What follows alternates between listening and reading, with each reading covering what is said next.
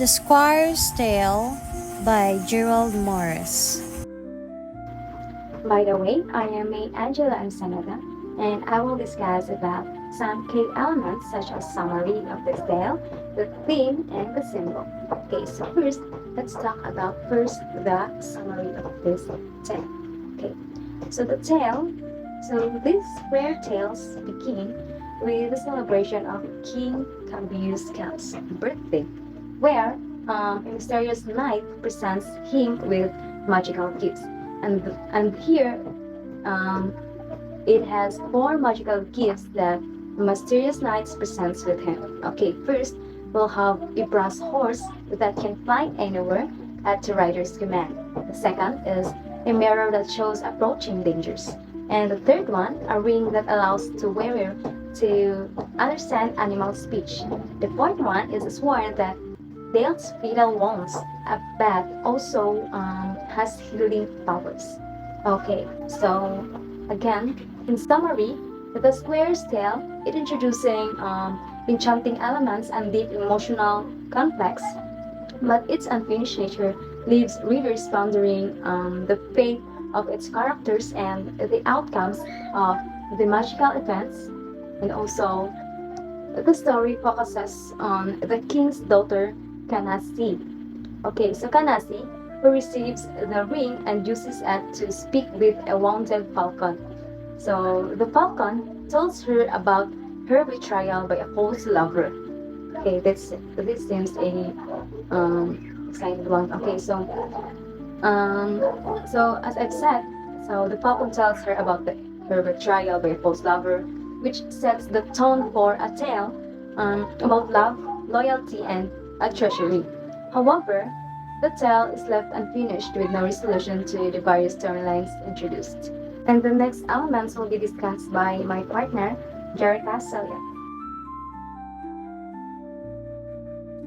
Here's a brief analysis of the key characters in the Square tale. First, the Square or the narrator. The Square is a young, idealistic, and eager to impress with his storytelling. His tale filled with magical element and exotic adventures reflects his youthful enthusiasm and desire to emulate his father the knight. However, the tale remains unfinished, suggesting his inexperience and inability to fully develop complex stories. His characters symbolize youthful ambition and the desire of glory. The second will be the Cambuscan or Cambuscan. Cambuscan is portrayed as the perfect king, wise, strong, and fair. He rules over territory and is highly respected by his people. While he is the central figure in the tale, he doesn't play a very active role in the story, as much as of the focus shift to his daughter, Kanasi, and the magical events surrounding his court. Kanazi or Kanase. Kanazi is compassionate, empathetic, and gentle. When she uses the magic wing to understand the falcon, she shows kindness and care for the bird. She represents the ideal woman in medieval literature, virtuous, thoughtful, and nurturing. Her interaction with the falcon demonstrates her emotional intelligence and ability to confront others. Fourth, the mysterious knight. The knight who brings the magical gift acts as a catalyst for the story's events. He is typical figure in chivalric romance, representing the themes of adventure and mystery. His role is to introduce the wonders that drive a plot forward, but he remains a relatively minor character. Fifth, the falcon. The falcon symbolizes love and betrayal, as she tells Kanazi about her heartbreak after being abandoned by her lover. The falcon's story adds emotional depth to the tale and reflects the pain that often accompanies love. It also allows Kanazi to demonstrate her empathy and kindness. 6. The Al-Garsif and Cumberland. These are Cambuscan's two sons. They are mentioned briefly but don't play a major role in unfinished story. Al-Garsif is expected to have his own adventures, possibly involving the brass horse, and Kambalu may be involved in future conflicts, though these are undeveloped. 7. The Tercelet. This is the male hawk, Tercelet, who betrayed the falcon in the story. He symbolized false love and deceit. And while he doesn't appear directly, he plays a crucial role in the Falcon's backstory of betrayal. And next will be Mia. Thank you, partner. So now it's my turn to talk again about the themes, the key elements, which is the themes. Okay, so we have here the themes of the Square Tales. It is all about love and betrayal.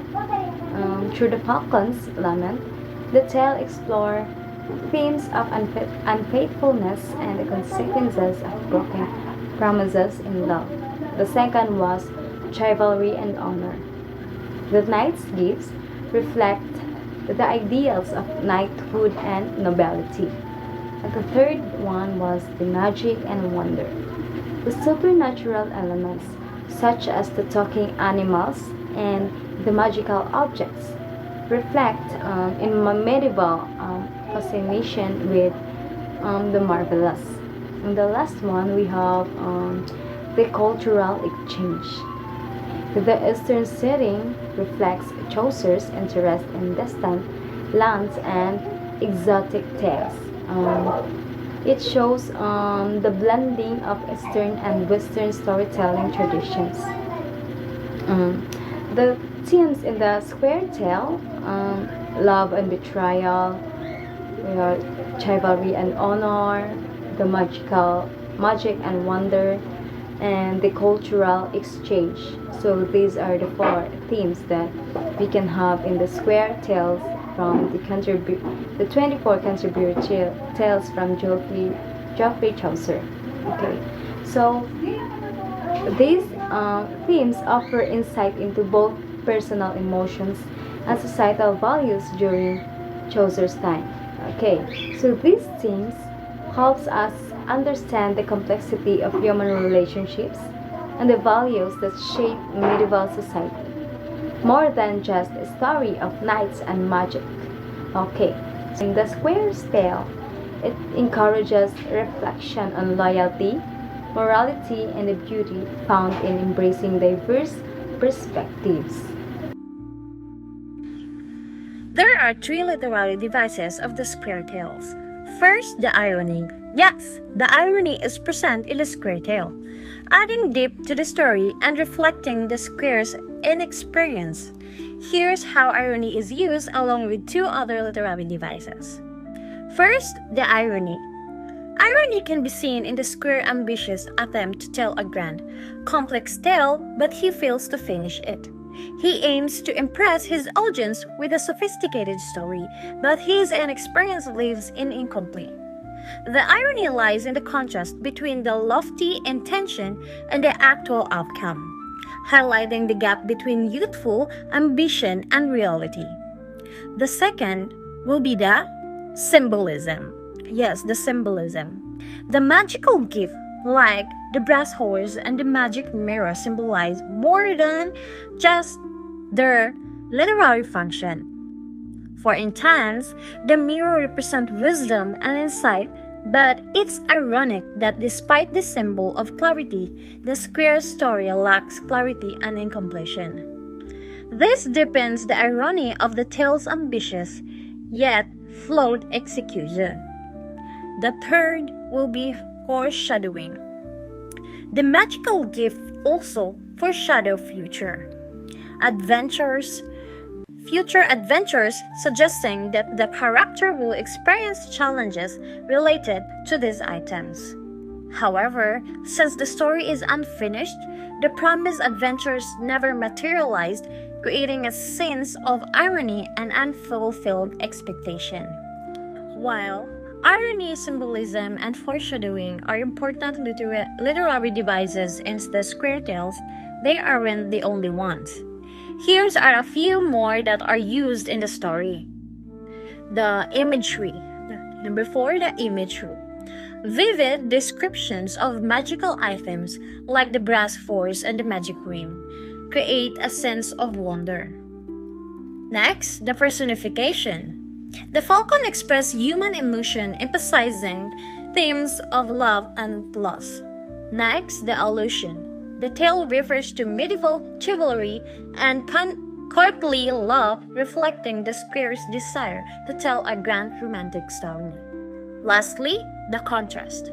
The square's youthful ambition contrasts with the mature storytelling of others, highlighting his inexperience.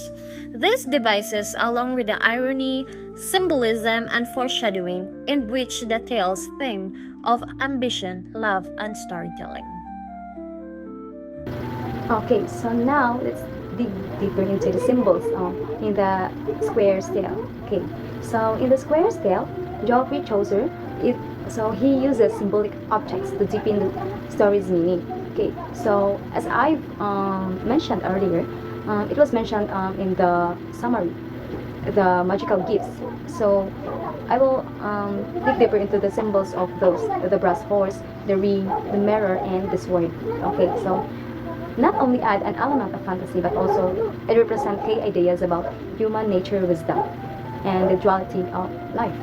So now, let's explore about each symbol in some detail. Okay, so the brass horse, it symbolizes as the freedom and adventure. The brass horse, so for better understanding, so the brass horse, it is an enchanted stag. Okay, grants its rider the ability to travel anywhere with incredible speed.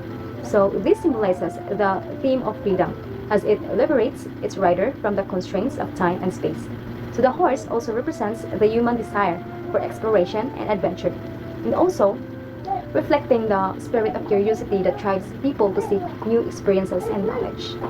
On a deeper level, the brass horse suggests that with freedom comes responsibility. We all know that. So just because one has the power to go anywhere, does that not mean that they should act recklessly? Okay, so the horse embodies the balance between freedom and control.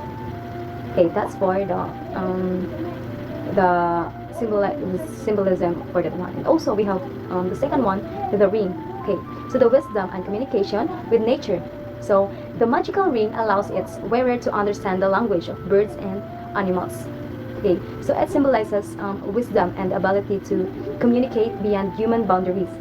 And also, this symbolizes the importance of knowledge and empathy in building connections with the world around us. The next is, and also the ring reflects the idea that wisdom is not limited to human being.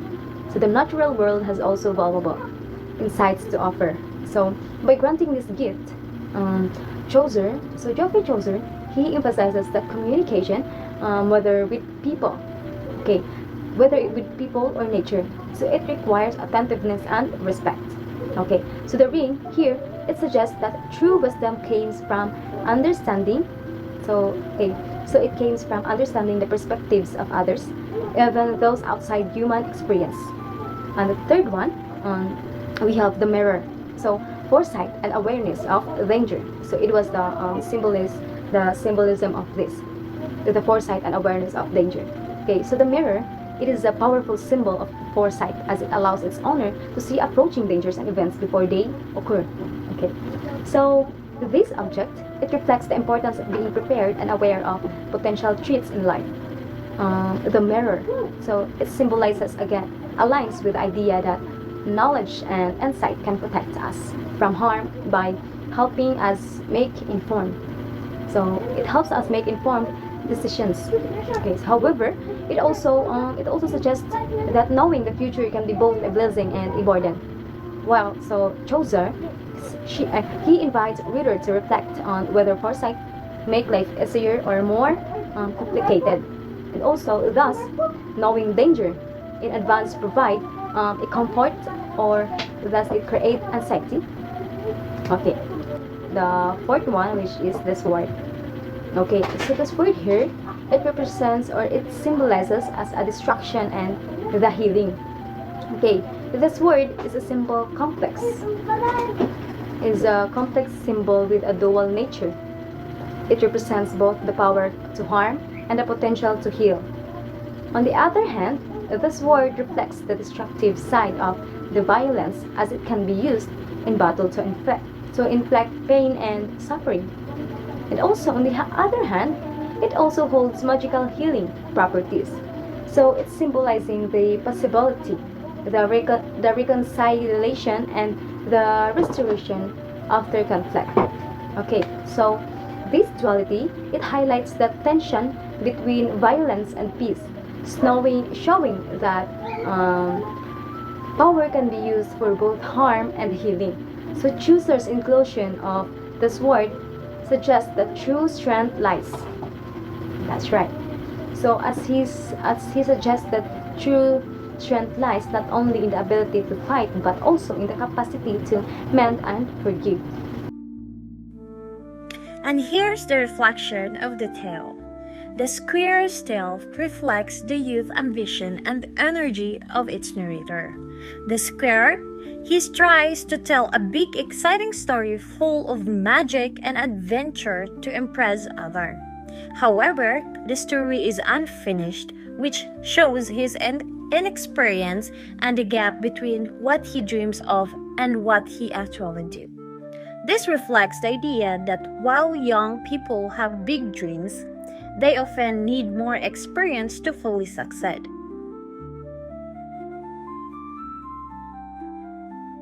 The story also explores themes like love, betrayal, and power. Canis's kindness to the falcon shows that empathy can heal emotional pain. The magical gift, like the mirror and sword, shows that power can be both helpful and harmful, and must be used wisely. In the end, the tale is a reflection of the process of growing up. It reminds us that while having big dream is great, it takes time, experience, and understanding to fully achieve them. The unfinished story highlights how youthful potential needs to develop before it can truly be fulfilled. So I hope that you learned everyone. So you learned everything from our discussion. So that's it for our part, and thank you and God bless.